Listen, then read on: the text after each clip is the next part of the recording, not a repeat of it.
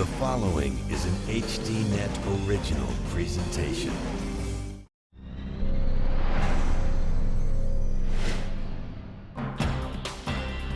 Tonight, He looked at me and he says, "Are you doing okay?" And I said, "I'm flipping."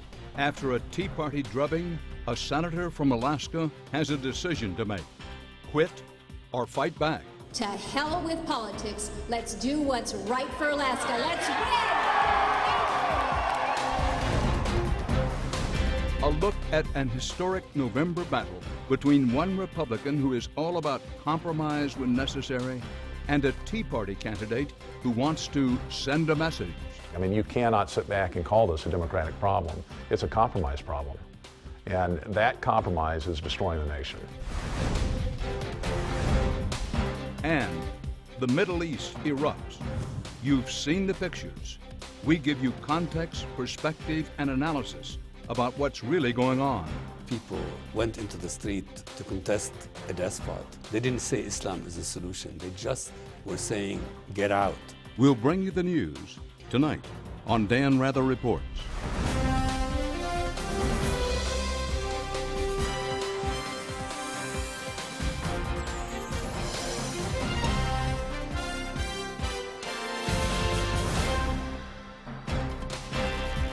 Good evening. The pollsters who track politics will tell you that there is no group with a lower job approval rating than members of the United States Congress. At the end of last year, according to Gallup, only 13% of Americans believed Congress was doing a good job. That's a record low. Why the bad numbers? Americans say their Washington politicians are too ideological, too polarized, and they spend too much money. But what if there was a senator who won re-election without the backing of her party and now says she feels liberated to vote as she pleases, wants to compromise sometimes, and is beholden to no one except her constituents? Lisa Murkowski, a Republican senator from Alaska, says that's exactly what happened to her. This is the story of how the senator won re-election against great odds and became a different politician in the process. At Lisa Murkowski's swearing in last January, the look on Vice President Biden's face said it all. The odds of her being there were, according to experts, somewhere between slim and none. What you're about to enter, so help you God. I do. Congratulations, Lisa. Ms. Murkowski of Alaska. In ceremonies and swearing-ins throughout the day, hundreds of well-wishers were there as Murkowski made history. Well, you know, Americans, whatever their political party, race, color, creed, or religion, they like a get-up fighter. Yeah. They love a comeback story. And yours is one now. Did you ever think you'd live this kind of comeback story? Nope. Nope. The thought of running a write-in has never even entered my mind. Made it. Most political experts believed Murkowski would be back in Alaska by now, and that her office would be occupied by hard-right conservative Republican and Tea Party favorite Joe Miller. Murkowski was stunned in the primary by Miller, who was strongly supported by former Governor Sarah Palin. Miller's lifetime of achievement and personal accomplishment will make him a great U.S. Senator for Alaska. A graduate from Miller graduated from West Point and Yale Law School. He had served in Iraq during the first Gulf War and then moved his family to Alaska in 1994, where he worked in a law firm and then became a district court judge. This is the kind of change that's going to carry over. Not just A political conservative through and through, he had supported Palin's run for governor in 2006. But few in Alaska expected a relative unknown to pull off an upset in the primary, an upset that would reverberate across the country. After the primary, with the results becoming conclusive, Murkowski knew she had to place a phone call politicians hate to make, one conceding a race. I saw it. It was like, "You've lost the primary, Lisa. You know, what are you going to do?" And so I called Mr. Miller and told him that, you know, we're watching the absentees just as you are. but they clearly are not trending my way, and it clearly appears that I have lost this primary election. And so I am calling you to concede the election. And it was an interesting call because it'd been pretty heated in the weeks prior to the run-up to the primary, and pretty aggressive battle there. But there was no word of thanks. You did a good job. It was basically a call that said, you know, so how are you going to help me now? Did he actually ask you that? He did. He did. And I have to admit I was a little more than taken aback. Because, one, he didn't say, well, thank you for the call. Thank you for the call. Tough race, you ran a Thank hard you. race. You ran a good race, and you know, we'll move on here. None of that. Next day in the newspaper, Mr. Miller was quoted as saying, I got a call from Lisa Murkowski when she called to concede, and I offered my thanks and congratulated her. Which he had not done. Which he had not done. He clearly had not done. Question. If he had handled that telephone call differently, if he had handled it as most winning candidates do when the losing candidate calls to concede, is it possible you wouldn't have run? It might have made a difference. It might have made a difference. In an era of knockdown, drag-out politics, Lisa Murkowski says she's more about civility and graciousness. And while the phone call was painful, the defeat was stunning. I think it took kind of everyone by surprise. At a popular coffee shop in Anchorage, we caught up with Steve Wachowski, who had been the senator's communications director during her campaign. He told us some of her supporters had voted for her opponent, not expecting him to actually win. I talked to a lot of Alaskans that would call and apologize to me, and they said, you know, I voted for Joe Miller just to send Lisa a message that I like her, but she's not conservative enough. And so he was singing, and he was singing. Lisa Murkowski has a history of not always being conservative enough for Alaska's voters, and this wasn't her first brush with near death in politics. A born and bred Alaskan, with 5 siblings, a slew of cousins and nieces and nephews, not to mention a husband and 2 sons now back in Washington, Lisa was first a lawyer in Anchorage before being elected to the Alaskan State House in Juneau in 1998. There, she voted to increase taxes on alcohol and came out against a bill to restrict abortion. Not popular moves in Alaska. In 2002, she fought off a primary challenge and won by only 57 votes. Hey, pay tribute to Caesar. Then she was off to Washington, courtesy of her father, Senator Frank Murkowski. He appointed her in his place after he was elected governor of Alaska. Lisa served 2 years, ran again on her own, and won another 6-year term. Frank Murkowski proved to be an unpopular governor, especially after he bought a multi-million-dollar jet on the state dime. Lisa Murkowski's father was taken down in 2006 by Alaska's other famous female politician, Sarah Palin. This was the spirit that brought me to the governor's office when I took on the old politics as usual in Juneau. That luxury jet was over the top.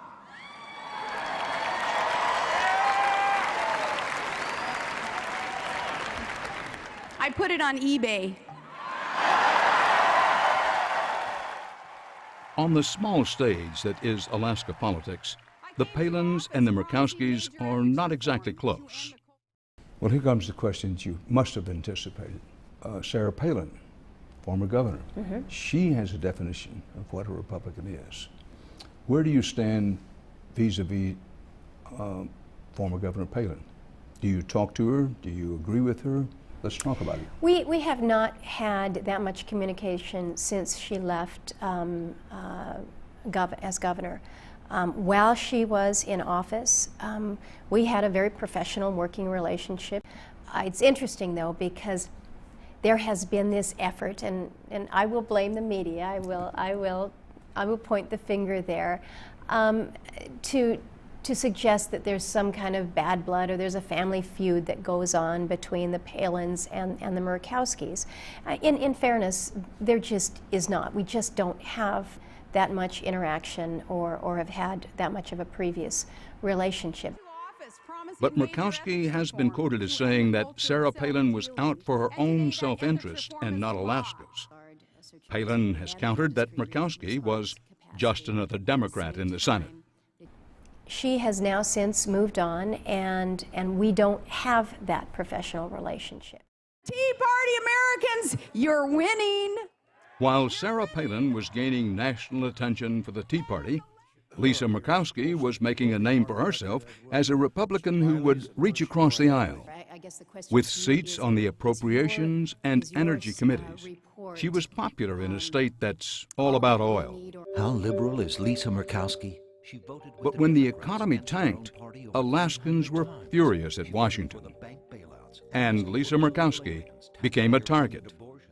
At that same time, the Tea Party Express dumped about, and this is the outside Tea Party wing from California, had dumped $400,000 into our race in like the last 5 days, included mailers, radio ads, and TV. They, at a point, had outspent us 4-1 on our ads.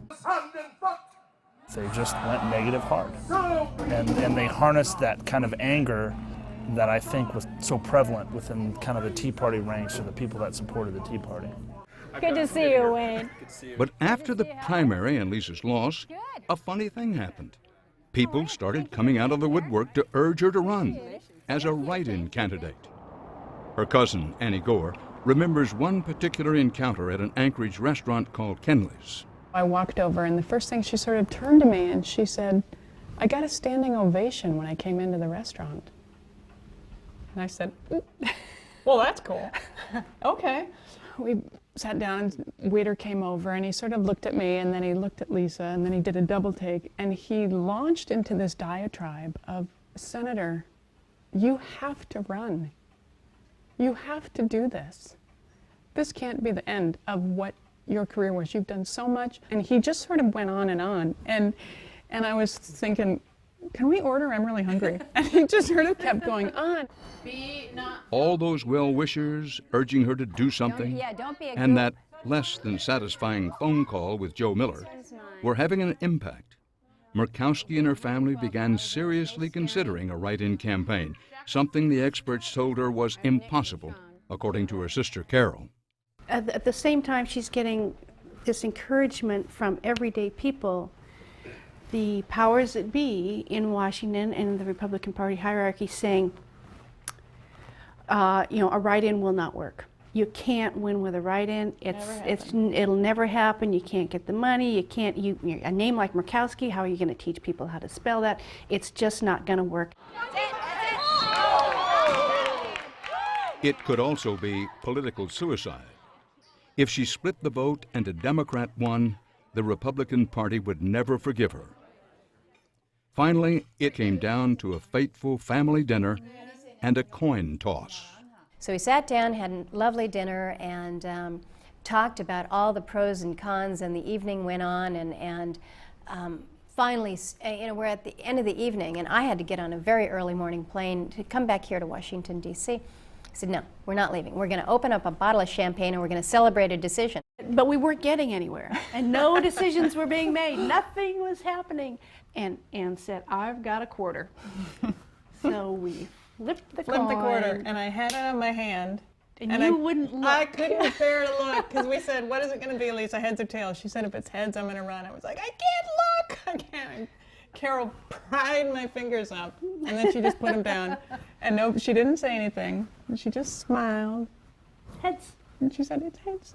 We looked around the table and said, well, I guess that must mean we're going. To hell with politics. Let's do what's right for Alaska. Let's win! With the flip of a coin, Murkowski had gone from being the Washington insider to the Alaskan upstart. That part of the story is next.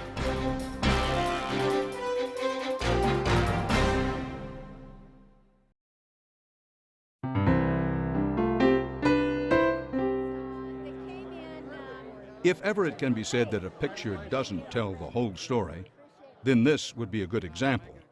Republican Senator John Cornyn of Texas is all smiles congratulating Lisa Murkowski. Well, you did it with grace and But Cornyn, head of the National Republican Senatorial Committee, unleashed his war chest, spending nearly $500,000 in advertising to defeat Murkowski. Well, that couldn't have made you feel very good. Well, no, but I knew that I was putting myself in a very unique position. I knew that I was putting my Republican colleagues in a very awkward position. And did I expect anything different? I guess I did. I guess I did. It got so bad, Murkowski couldn't get a single political consulting firm in the lower 48 on board. And she only had 6 weeks between her announcement of the write-in and the election. That's when she went Alaskan, hiring an Anchorage firm to produce spots like these. To re-elect Lisa Murkowski, you must fill in the oval and write in her name. Murkowski, Murkowski. That is correct. It's time for a return to common sense. Time to return Lisa Murkowski to Washington. I'm Lisa Murkowski, and I approve this message. And then the tide began to turn. Joe Miller bragged via Twitter that he needed to pick out office furniture in Washington. He hired security guards who handcuffed one reporter at a rally at a public school. They handcuffed me, and then they called the police. If you don't leave right now, I'm going to put you in handcuffs too. And who are you? What's your name? You're trespassing, sir. What's your name? And threatened another reporter. Miller blamed a novice political operation for the blunders, but his poll numbers continued to drop. You can ask me about background, you can ask me about personal issues. I'm not going to answer. I'm not. Wow, what a good crowd! Wow! On November 2nd, Murkowski defeated Miller by 10,000 votes, thanks to a broad coalition of Democrats and independents like Sylvia Lang. She's an Alaskan kind of gal. I mean, she just went for it, and I salute that, frankly. And especially Alaska natives who turned out in force. I actually voted Republican for the very first time. No, Leslie. You want? Oh, please. Oh. You want me to spell it? Yes. We all had to. We all had to learn. Yep. As for Joe Miller, he's gone home to Fairbanks. But even after the wear and tear of an ugly campaign, he says he isn't giving up the cause. But this is why we did what we did. It's for their future. Miller invited us over to meet his family and to see his impressive trophy collection. The Dall sheep were all shot while I was a magistrate out in Tok. That's the interior part of the state, about 90 miles from the Canadian border. This is a mountain goat. I shot it outside of Ketchikan. And in a rare post-election interview, he said he may have missed his target this time around, but don't rule him out for another run. And Miller had a message for Republican Senate leader Mitch McConnell. He needs to understand, though, that the demands of the Tea Party are not just window dressing. We don't want to just see symbolic votes, but what we have to see is real action. There is power in the Senate amongst the Republicans to stop spending. The question is, do they have the backbone to do it? Miller says he has zero faith in Murkowski's ability to do it and thinks her re-election will only unleash her inner liberal. I think that she's gone even more to the left now. I think she feels that she's more liberated to act in a way that isn't consistent necessarily with what, the fundamentals of the Republican Party would expect. Joe Miller, whom you eventually defeated, spoke to us, and he said, and this is a paraphrase but a pretty direct quote, that a lot of people like you, said he, wear the label of Republican who deep down are really, quote, big government types. What do you think? Well, whose definition of Republican? Is it Joe Miller's definition of Republican? And to reach across the aisle on the eve of the State of the Union address, she urged lawmakers to lay down their battle axes and mix it up. So maybe we do need to get out of our conventional skins every now and again and come out and do something that indicates to the rest of the country that we're not afraid to sit next to one another. There are no cooties to be had, Republican between Democrats. But Miller and the Tea Party are in no mood for backslapping and compromise. It is the art of compromise on the growth of government, that has gotten Republicans into the same ship that the Democrats are in. I mean, you cannot sit back and call this a Democratic problem. It's a compromise problem. And that compromise is destroying the nation. I firmly disagree. Firmly disagree. Compromise does not mean you're giving up on your principles or your convictions. It means being humble enough to recognize that others might also have something to contribute. And so let's allow for that contribution into the mix and build something that is good for everybody. So tonight I challenge you to join But me in setting the a new internal rift between the establishment Republican Party and the Tea Party was come in from full clean display energy after the sources. State of the Union, when Congresswoman Michelle Bachmann taped a separate Tea Party message to the Republican response. Last November, you went to the polls and you voted out the big spending politicians. And you In your opinion, based on your experience, can the Republican Party hold itself together? Can it have unison? Or is it going to be a case of the Tea Party people who feel passionately about their positions being in so much opposition that it tears the party apart? Help us out here. There clearly are some struggles as we try to figure out, is the Tea Party part of the Republican Party? Is it something that we want to encourage to stay away and be separate? How is there an integration, if there is one at all?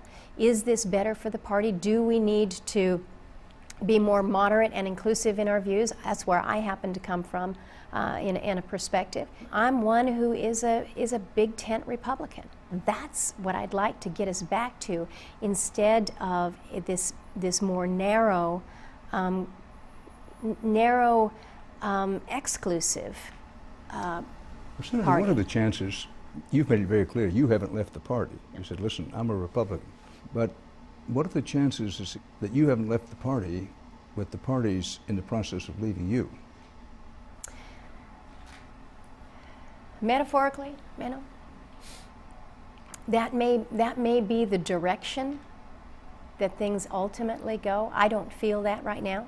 I do feel that there is a certain, I hesitate to call it freedom, but for lack of a better term right now, an opportunity for me as a lawmaker, as a policymaker, to focus more on the wants and needs and desires of the people that I represent, as opposed to kind of the strictures and the confines of a party. If you look at the most recent 4 votes that she made during the lame duck Congress, in fact, I think she was the only Republican that voted for all of the 4 signal votes that came up just very recently. The DREAM Act, the tax cut compromise, the Don't Ask, Don't Tell. She was on the wrong side of the START vote from my perspective as well. And that was really reflective of what she was doing even prior to my involvement in this race. Are you going to go to the White House? You're going to talk to President Obama? I hope Have you so. done it already? I have not. I haven't been invited to the White House yet. You said you hope so. I hope so. But a showdown with the White House could be looming over oil, the lifeblood of Alaska's economy. The Obama administration has threatened to classify more of the state as wilderness, cutting it off from all drilling. And offshore drilling is already big in Cook Inlet, south of Anchorage, and the oil industry wants to go north, to waters of the Arctic. The government leased rights to Conoco and Shell for more than $2 billion, but has so far refused to give the companies drilling permits. I want to come back to where you are now. You're liberated. You can do anything you want to do. You have power. Let's talk about the Energy Committee. Mm-hmm. Now, in your campaign, and I think you would be among the first to say, and if not, tell me, that it was key for you to get infusions of fairly heavy money at a critical time, that your write-in candidacy had very little chance unless you could get infusion money. A lot of that money came from energy companies, oil companies. Did it not? Not in my write-in, no. No? No. What we saw during the write-in campaign was a great deal of assistance from Alaskans. Remember, most people on the outside did not believe I had a snowball's chance in making this write-in. And so what we saw in terms of the dollars coming into my campaign, my write-in campaign, was a lot of Alaskan money. But she has in the past received big money from big oil. The record shows that the energy industry has been by far her largest contributor since Murkowski came to Washington. I don't know who it is that gives me money. I don't look at my FEC report to see, okay, has this person given me a donation and should I sit down with them? Or the reverse, this person has given me a donation, so I need to sit down with them. And I know that people think, well, of course, she must be doing that. She must do that. I don't do that. Lisa Murkowski has lived all over Alaska and still knows her way around a mountain, all the while still talking about policy, even on the ski lift. But then it's not just the outreach, it's then what you deliver back. It was 8 degrees that day. You keep moving and nothing's too cold. The question is, which direction? In the race for the soul of the Republican Party, there are 2 women politicians in Alaska who see things very differently. While Lisa Murkowski has just been reelected to her job in Washington, Sarah Palin says she's not yet decided about running for the White House. If she should run and get the nomination, as a Republican, you'd support her. Well, tell me who she's running against. Well, that leaves open the question then. Well, I tell you, and again, people want to try to get me in a box and taking on Sarah Palin. Well, I'm trying as best I can. And that's not my intention, is to take her on, not in any way. I respect what she has done. She is clearly an individual who is able to motivate and to inspire people, not just in Alaska, but around the country. So I have no design to kind of bring her down or impugn her in any way. But I really have not, at this point, made a decision as to who I will support for president at all. But in the primary, I don't think it will be Sarah Palin. Well, you said it would depend on against whom she might be running. A Palin versus Obama, where would you be? You are really making it tough for me. Should I say that we have proven that write-in campaigns can actually work? Alaska Senator Lisa Murkowski. Straight ahead on our program, the Middle East. Understanding what's really going on. That's next.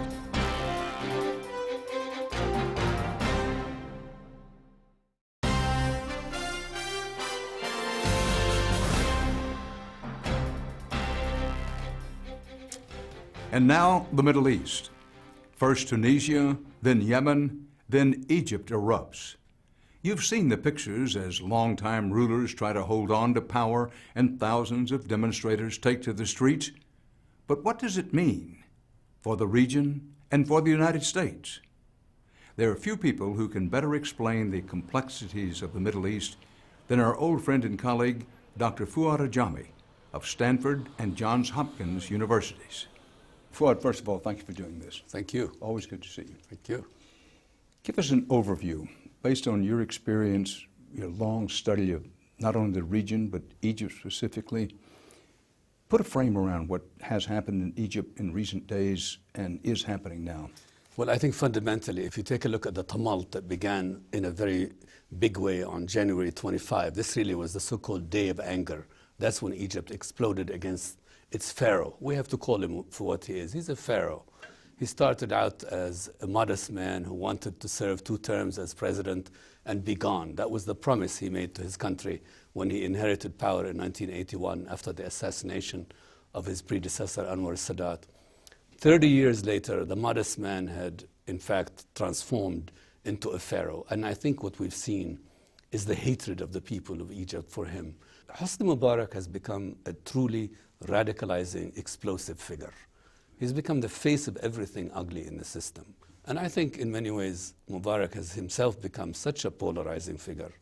I mean, look at the young people. The chants are just one word. Irhal, irhal, be gone. You know, a whole country is asking a man to just get out. They don't want to kill him. It's an interesting feature of Egyptian culture. They never killed their pharaohs. I think there was only one that may have been killed, I mean, in ancient time and one in modern times. But they want him gone, there's no doubt. So whatever happens next, we can make the following observation. The house of Mubarak has fallen. The house of the dictator has fallen. The influence of his wife has ended. The influence of his son has ended. The idea his son would inherit him is now no more. So whatever happens in Egypt, they now have served notice on Pharaoh. You mentioned the wife, Yes. Suzanne, as a factor. Sure. Tell me about that.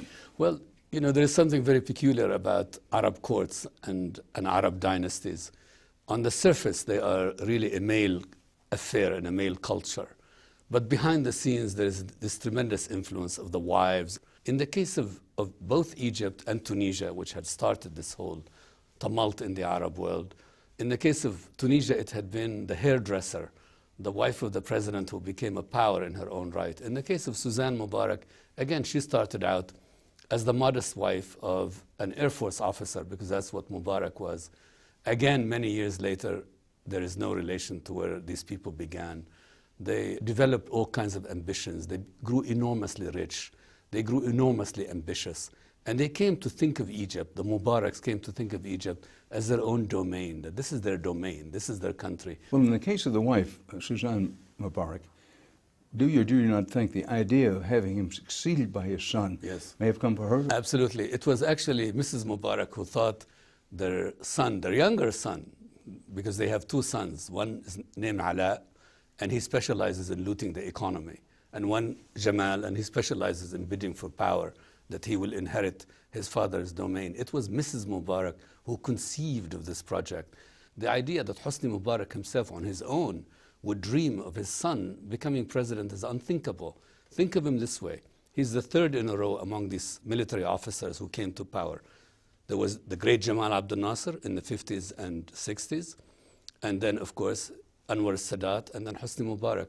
Neither Nasser, with his grandeur, you know, the greatest Arab, it was said, since the Prophet Muhammad, neither Nasser nor Sadat thought of their children as their successors. But Mubarak thought in such terms, and he's paying a price for it.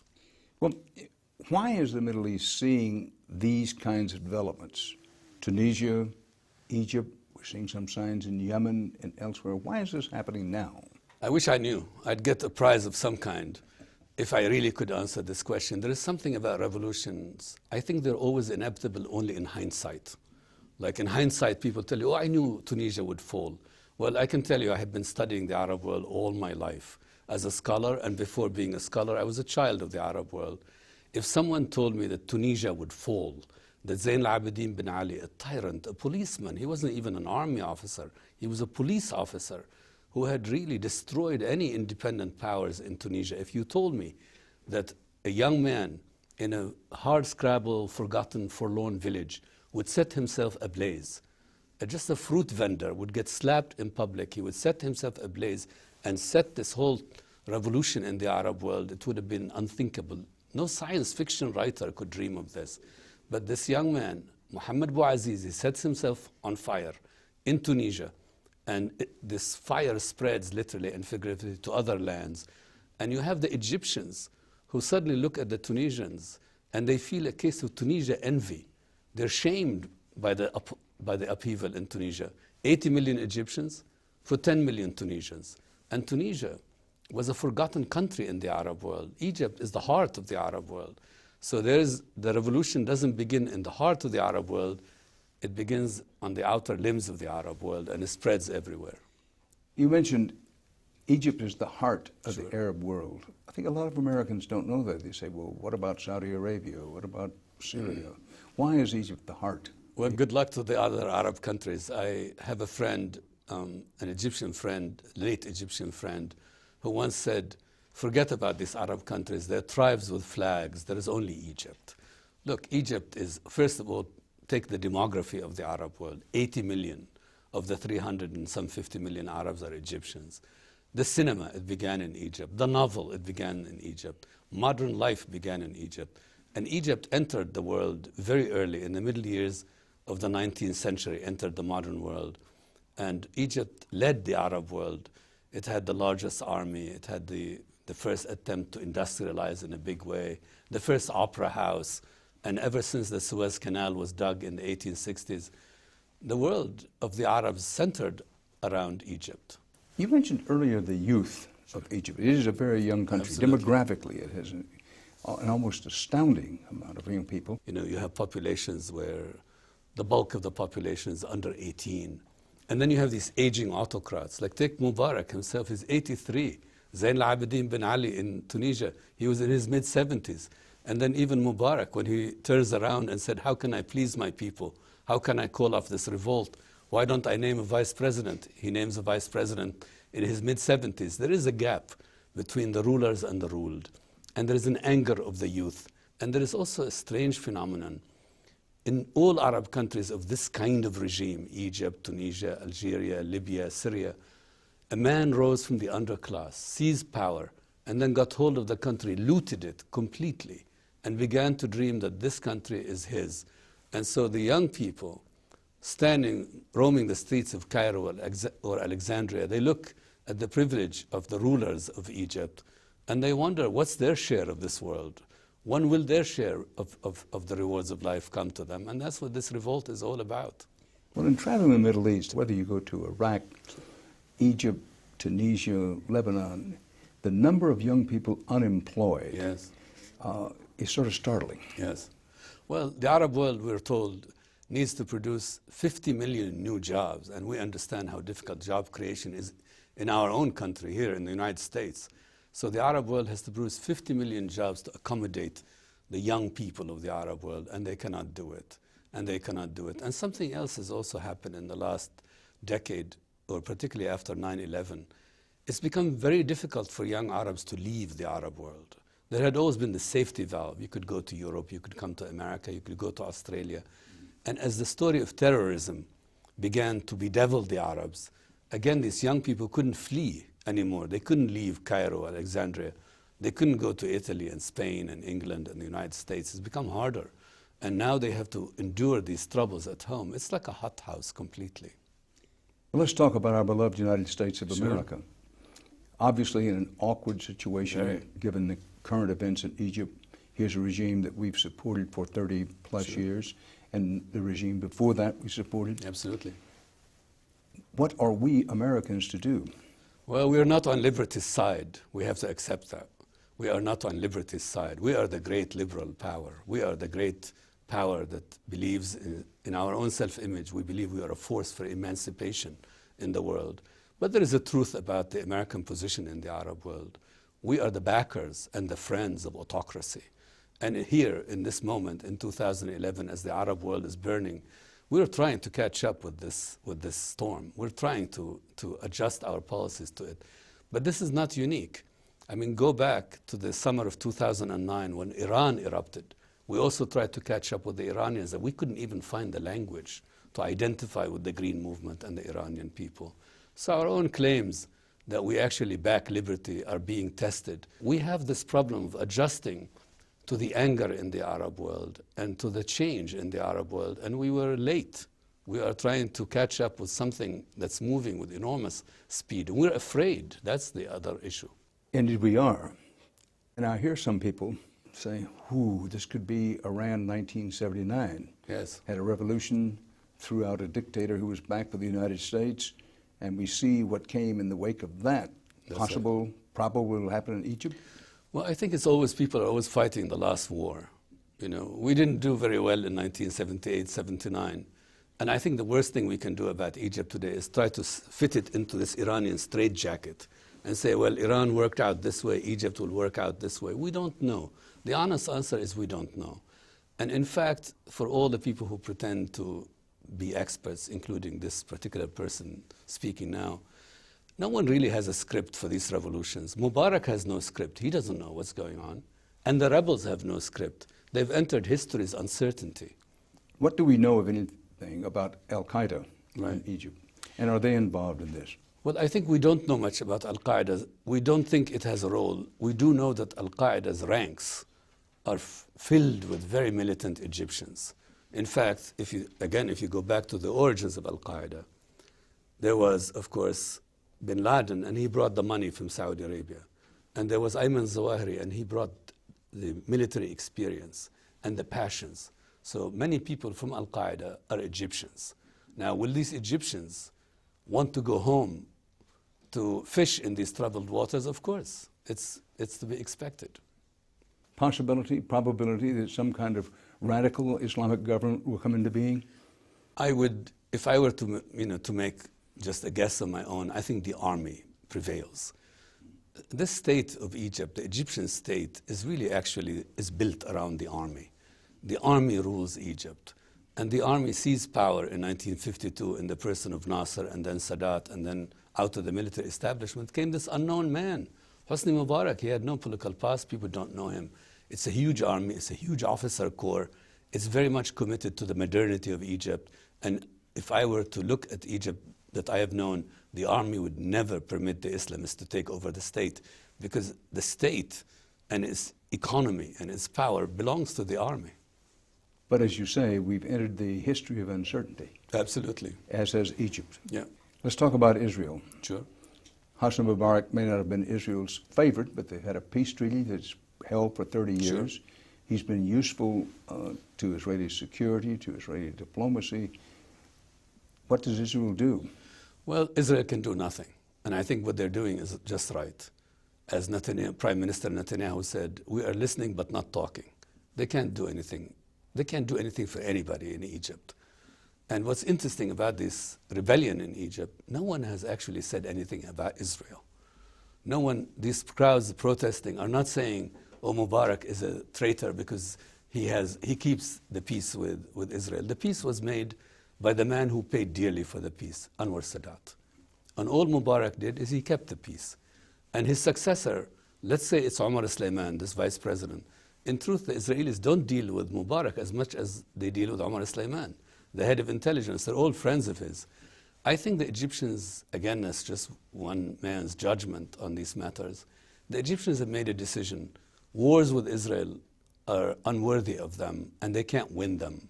And they are the way and the road to ruin. How much of a role do you think the internet and television played in fueling these protests? Well, since I'm a technophobe, I don't know anything. I don't know what Twitter is. I have no idea what Facebook is. So you're just asking the wrong person. But but you're around young people all the time I as am. a teacher. As a professor, you're exactly right. I think it made a lot of difference. Because the essence of tyranny, and you've kicked around tyrannical countries for decades, looking at different countries and how they're governed. The essence of tyranny is the loneliness that people feel, because there is this kind of, what the dictator does, he eats the institutions between the dictator and the people. And every person feels alone, facing Pharaoh, facing the despot, with all his awesome power and money and armies and secret police. What these new technologies have done, they've conquered that sense of loneliness. That people now can actually get around Pharaoh. And one Egyptian writer said, we remember when Egypt had 3 newspapers, and the only access people had was to the truth of the regime, and it's 3 newspapers and 1 television station. And what did the television station tell you? It told you what Nasser wanted you to know, what Sadat wanted you to know, what Mubarak wants you to know. Now, no one needs to listen to the media of the What an ruler. interesting point with the internet and with satellite television. Absolutely. All kinds of things come from the outside. No longer do you feel alone, isolated, fearful. You're part of a community, an electronic community. It's exactly right. And here's an interesting thing. The day that the Egyptians dubbed the day of anger, the day that the Mubarak regime began to come apart, I love this. I wish someone could find it. The cover, the front page of Al-Ahram, the leading paper of the regime, had a big story with a big banner headline. And what did the banner headline say? Demonstrations in Lebanon. In Lebanon? In Lebanon. So, in fact, if you're an Egyptian, your lead newspaper ignored what exactly was going on in people's lives at that time. If you had to pick one thing that you want the American people to know about what has happened recently and is happening in Egypt, what would it be? I think I would like the American people to think that at a time when Egypt exploded, at a time when its people went into the street to contest a despot, and they didn't raise any slogans against Israel, any slogans against America. They didn't say Islam is a solution. They just were saying, get out to a despot. Our diplomacy was caught flat-footed. But in Egypt, you've seen our embassy there. It has to be one of, if not the largest, most elaborate embassies filled with decent, intending, wanting to do the right thing Americans. How can this be? You know, I don't know. I mean, you're so right. And I think you've used the right image about, you know, we are like, our embassy is like the high commissioner in Egypt. I mean, we are active there. We have a huge agency of international development. We have spies everywhere. We have massive cooperation between our military and the Egyptian military. But look at the end, how little we knew Egypt. So I think we were displaying both this kind of, that sometimes power is blind, that we actually are in these places, but we don't really know them fully, because we don't, it's like there are only few Egyptians we know. There are some institutions in the United States, which I'm not going to name them, but they feel so comfortable with Mubarak and his son that the only Egyptians we've tended to know are the regime and its people and its beneficiaries. They're sophisticated, they can come here on their own, they have private planes, they have treasure they loot, they can go to the World Economic Forum at Davos, where the masters of the universe meet every year. And in fact, the world has nothing to do with these kinds of elites.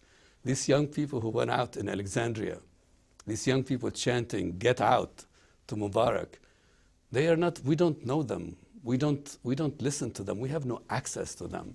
So yes, we're, you know, our shadow lies over that region, but our understanding of it is extremely shallow, and it's been shown to be so. Our power is too often blind. Yeah, and you know, power is this way. Like, in fact, the weak understand power because they watch power. Power doesn't watch the weak because power is obsessed with itself and obsessed with other powerful people. Fuad, as always, thank you. We learned a lot. Thank you very much. Thank you. Dr. Fuad Ajami. I'll be back with some closing thoughts on another write-in campaign that made history in just a moment.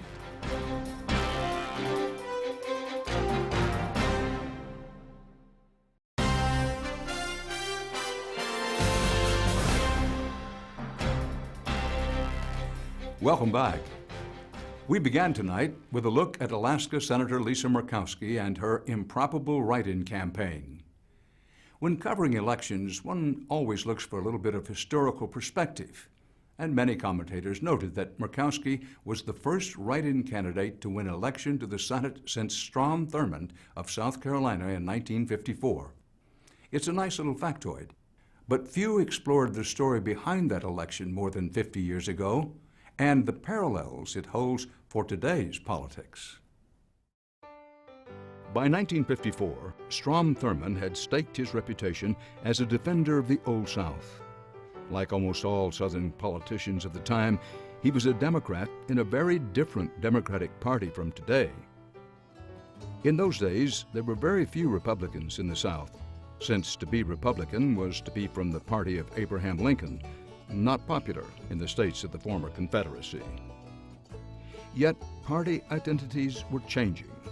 And after President Harry Truman, a Democrat, desegregated the Army and pushed for other early civil rights acts, segregationist Thurmond broke with his party and ran for president in 1948 under the banner of the States' Rights Democratic Party. He carried 4 Southern states. Thurmond alienated the Democrats again in 1952 when he supported Republican Dwight David Eisenhower for president. So when incumbent South Carolina U.S. Senator Bernard Maybank died just weeks before the 1954 election, and the state Democratic Party had to rush to find a replacement on the ballot, they passed over old Strom, whom they considered a bit of a disloyal renegade. Instead, they settled on State Senator Edgar A. Brown. Thurman ran as a write-in, and he had a lot of support, including some local newspapers that instructed voters how to write in Thurman's name. On election night, Thurman was all smiles. He had won big and would serve South Carolina in the Senate for more than 47 years. Thurman ended up leaving the Democratic Party for good in 1964 over the issue of civil rights. And since that time, the South has gone from solidly Democratic to the base of the modern Republican Party. The story of Strom Thurmond shows that even as the ideology of political parties change, old identities die hard. It remains to be seen whether Republican moderates can stage a resurgence in the age of the Tea Party, or whether senators like Murkowski increasingly will find that the party they joined is no longer the party they represent. And that's our program for tonight. From New York, for HDNet, Dan Rather reporting. Good night.